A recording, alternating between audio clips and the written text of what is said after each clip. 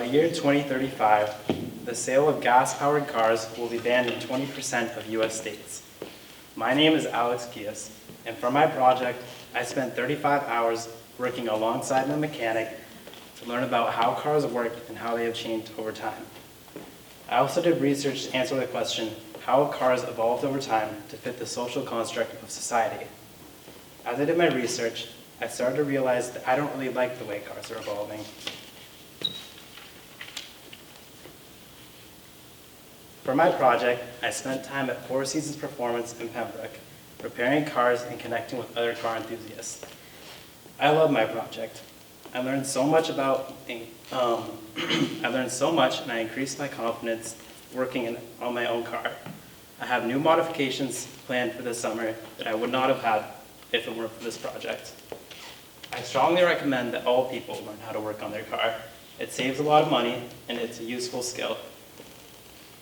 But beyond just the repairs, I'm very glad that I spent this time among other car enthusiasts. It broadened my horizons and made me appreciate all types of vehicles. So, let's talk about the current advancements in automotive technology.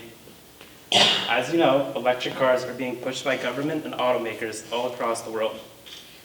In the US, the goal is for 50% of all new vehicles sold to be electric by 2030. Self-driving cars are also in the near future, and this technology will allow people to get around without having to drive. Up here is an example of a Tesla and Hyundai. They're both electric and they're both are soon to be self-driving.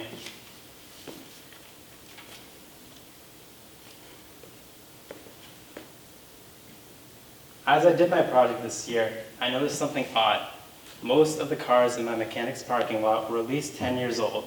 This is weird because wouldn't you think a car enthusiast would want the fastest and most advanced technology? Well, the sports car market has changed a lot over the years. As you can see on the left, those are cars from the 50s and 60s. The colors are much more vibrant and more unique. Nowadays, people buy cars that are white, gray, and black. It's a lot less exciting, and it shows how the market has changed. This is the same car. It's the Mitsubishi Eclipse. It used to be the poster car for the Fast and the Furious, and now it is a four-door SUV. Very different. Another example of this is even the Ford Mustang. It used to be known as more of a muscle car, a two-door coupe. Now it also has a four-door SUV version. It's pretty weird.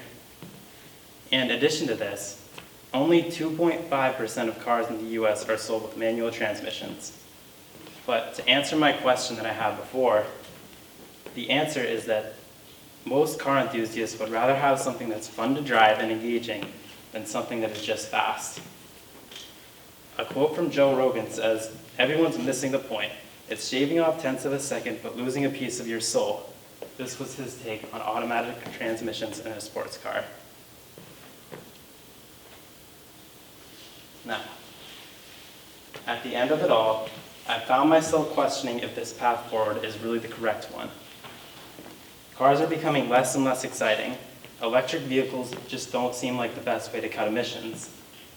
Many people fail to realize that charging their electric vehicle off of electricity from the power grid usually still results in emissions. The lithium mining needed for a battery for an electric car still requires something called lithium mining, which is also very harmful for the environment. In a recent hearing in the House of Representatives, it was revealed that electric cars require 6 times the mineral input of a conventional car, and that if the whole world reached its EV targets by 2030, the temperature rise produced by global warming from now to the year 2100 would decrease only by 0.000 degrees Fahrenheit to 0.0002 degrees Fahrenheit. To me, it doesn't really make any sense. It has been proven that we have the technology to make a synthetic gasoline that is carbon neutral. The only company doing this is Porsche with its factory in Chile. That's that right there. This factory You might be wondering how they do this. As Walter White once said, actually, it's just basic chemistry. This factory extracts carbon dioxide from the air and splits water molecules using a process called hydrolysis. The molecules are then refined into gasoline through various reactions.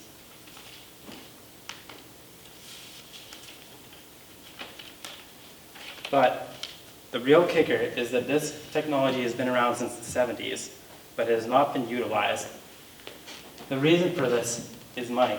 Fossil fuels are more profitable. It's as simple as that. But the upscale of synthetic gasoline would still create so many jobs, and it would require less of a change of infrastructure throughout the world. We would still use the same gas-powered cars, the same gas station, and the same pipelines. To me, this is just another example of how greed prevents us from doing what is right. There was no money to be made by making this synthetic fuel until now. Let's not forget this quote from the Lorax. Unless someone like you cares a whole awful lot, nothing is going to get better. It's not. Are there any questions?